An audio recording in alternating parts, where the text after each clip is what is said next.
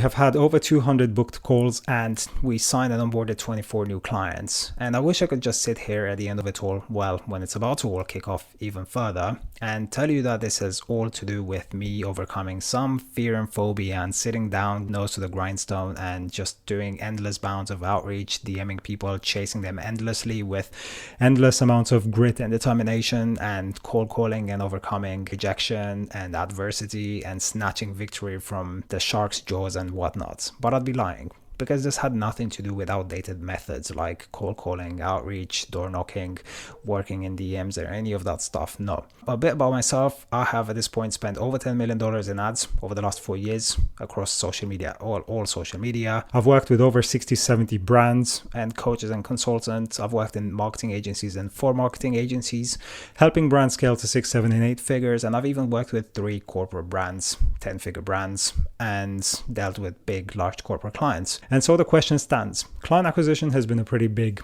issue of mine 3-4 years ago when I changed careers entirely. I quit my engineering career and started figuring out digital marketing, SMMA, social media marketing, advertising. And back at the time, I wasn't sure how to start getting clients. And I set out on a quest to basically crack this for myself, but it cost me 4 years. And the reason for that, I'm going to go into 2 stories to explain this, because we're seeing now clients come into our sales calls mirroring the exact same beliefs that I've had and the exact same kind of attitude, frameworks, and approach that hold them back from pulling the trigger on the one thing that's going to make all the difference in the world in their business, in their success. And that has to do with one of these 2 perceptions: perfectionism and risk appetite.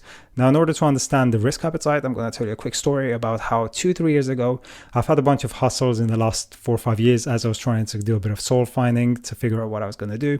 Ended up selling cars.